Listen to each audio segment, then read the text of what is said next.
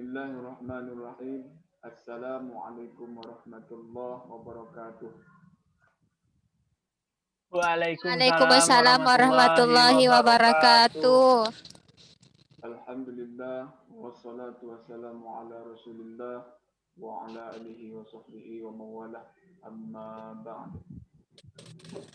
Teman-teman, di rencana pelaksanaan layan bimbingan yang dirahmati Allah Subhanahu wa taala, di sini saya sebagai materi yaitu bernama Jukiandi mempresentasikan daripada rencana pelaksanaan layanan bimbingan yang berjudul Dampak Perilaku Maladaptif Remaja yang diampu oleh dosen pengampu Dr. Muhammad Edi Purnanto, SAG MPD, dan Ibu Bella Yugi Fadni, MPD. Baik, untuk pertama-tama saya ingin memaparkan daripada dampak perilaku maladaptif ini, yang dimana perilaku maladaptif remaja merupakan salah satu fenomena sosial yang sering ditemui di kalangan siswa atau pelajar.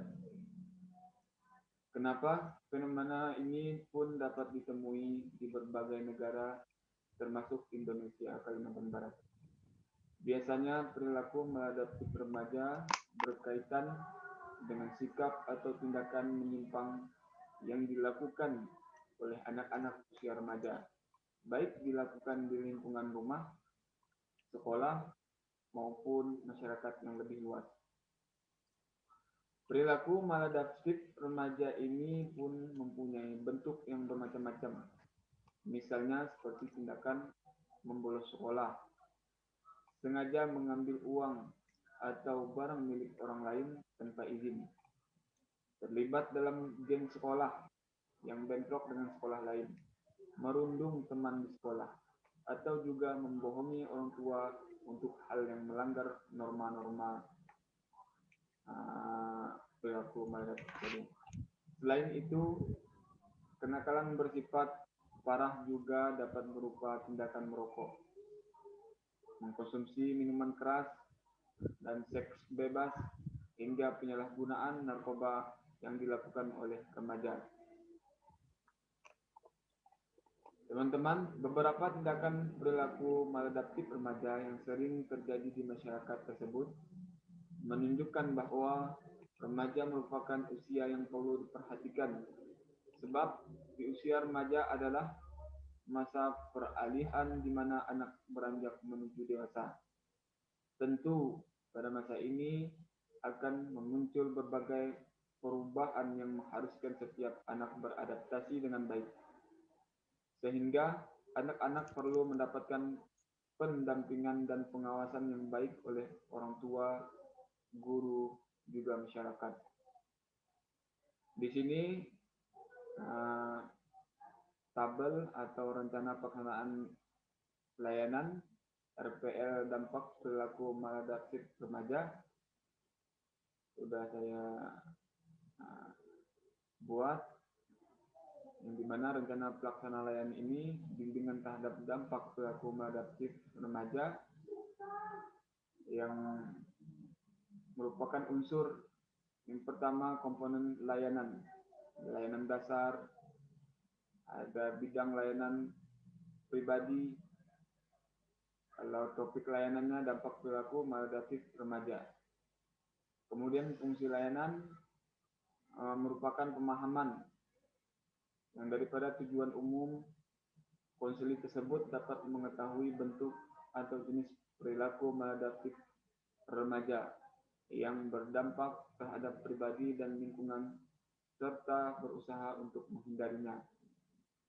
Adapun tujuan khusus, yang pertama, konseli dapat memahami pengertian perilaku maladaptif remaja. Yang kedua, konseli dapat memahami jenis-jenis dan sebab perilaku maladaptif remaja. Yang ketiga, konseli dapat memahami akibat yang ditimbulkan perilaku maladaptif remaja. Adapun sasaran layanan yaitu kepada remaja masjid, ya, lingkungan remaja masjid. Kemudian materi layanan termasuk pengertian perilaku maladaptif remaja, jenis-jenis sebab perilaku maladaptif remaja, dan akibat yang ditimbulkan oleh perilaku maladaptif remaja. Waktu pelayanan 1 kali 45 menit. Sumber-sumber yang dikaitkan yaitu ada internet, ada buku bimbingan konseling kelompok yang berreferensi yaitu Selamat sejak tahun 2016, yaitu berjudul materi layanan klasikal bimbingan dan konseling untuk SMA, MA kelas 10 Jakarta Paramitra Publishing. Kemudian metode atau teknik, metode ceramah atau diskusi. Selanjutnya media alat berupa video konferensi Zoom yang kita gunakan sekarang. Kemudian pelaksanaan tahap awal atau pendahuluan di dalam pernyataan tujuan menyapa siswa dengan sapaan salam dan menanyakan kabar seperti Assalamualaikum anak-anak, apa kabar? Nah, itu contohnya. Yang kedua, menyampaikan tujuan penyampaian materi. Adapun yang B, penjelasan tentang langkah-langkah kegiatan. Siswa saling mengenal satu sama lain. Siswa melakukan refleksi diri terhadap cara belajarnya selama ini. Kemudian penyampaian materi. Yang C, mengarahkan kegiatan atau konsolidasi. Tujuan dibahasnya materi ini agar siswa dapat menyelesaikan masalah dengan baik berdasarkan informasi dan data yang didapat. Tahap peralihan atau transisi. Menanyakan kesiapan siswa untuk melanjutkan ke tahap berikutnya seperti, apakah kalian siap jika Bapak lanjutkan kegiatan ini? Jika kalian tidak siap, maka Bapak tidak akan melanjutkan kegiatan ini. Tahap inti, kegiatan peserta didik, siswa melakukan refleksi diri terhadap cara belajarnya selama ini dan apa yang dia rasakan. Kegiatan guru bimbingan dan konseling atau konselor, memberikan beberapa informasi terkait tips belajar dengan benar dan mudah. Kemudian ada tahap penutup, memberikan semangat serta motivasi kepada siswa untuk kemudian merencanakan kelanjutan dengan memantau siswa. Yang terakhir, lalu mengevaluasi, proses evaluasi guru bimbingan dan konseling atau konselor. Lalu mengevaluasi sukses proses berjalannya pelayanan bimbingan konseling. Yang kedua, melakukan evaluasi dengan memperhatikan proses yang terjadi, seperti mengadakan refleksi. Siswa bersikap dengan baik dan aktif dalam mengikuti kegiatan konseling. Siswa menyampaikan aspirasi dan pendapat yang sesuai dengan materi dan dengan bahasa yang baik. Kemudian siswa menjelaskan dengan bahasa yang santun dan mudah dipahami.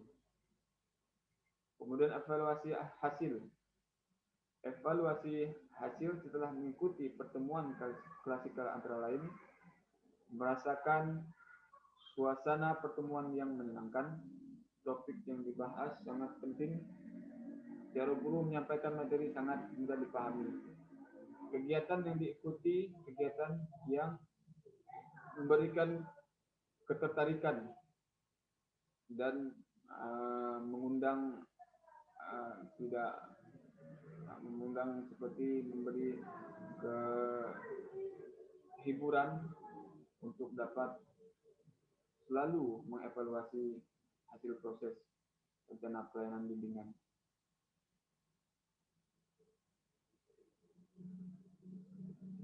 Di sini ada beberapa sintesis yang dimana hasil dari kesimpulan proses pemberian layanan bimbingan klasikal dan kelompok disesuaikan dengan media, sehingga dalam perencanaan kegiatan tersebut berdampak pada metode serta teknik yang digunakan secara proses bimbingan berlangsung maupun hingga tahap evaluasi.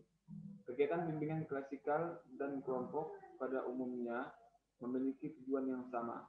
Namun, yang perlu digarisbawahi adalah setiap konseli memiliki kebutuhan bimbingan yang berbeda, sehingga konseli dituntut untuk profesional dalam menggunakan dan mempraktikkan setiap rambu-rambu yang disediakan selama pelayanan bimbingan tersebut berlangsung. Dari beberapa telah sesuai dan baik sebagaimana yang ada dalam rencana pelayanan RPL atau dan POB BK. Selain itu, materi tersebut dapat dipahami walaupun memiliki kekurangan, namun materi yang pelayanan tersebut dapat dipahami dengan baik. Nah, di sini untuk teman-teman, itulah tadi pemaparan materi RPL dampak maladaptif remaja. Kemudian di antara teman-teman jika ada yang ingin disampaikan, ya persilakan. Saudara Handri atau dari Kinanti Putri, baik saudara Saweri.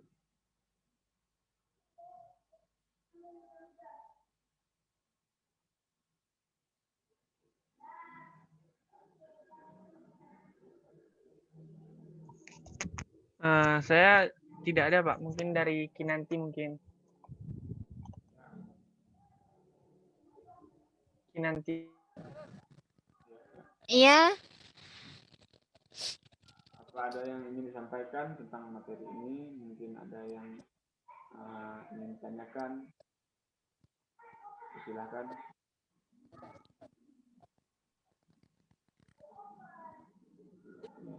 Ini dia. Dampak perilaku maladaptif. Mungkin saudara Saweri? Saudara Saweri, jika ada yang disampaikan.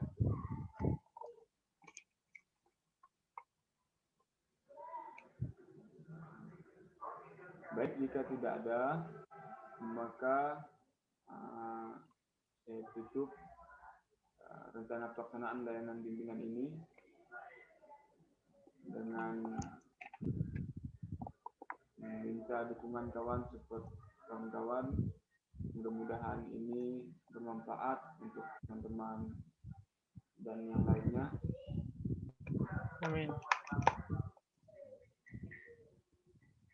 Untuk itu tutup dengan membaca Alhamdulillah secara bersama-sama. Alhamdulillahirabbil alamin. Alhamdulillahirabbil alamin.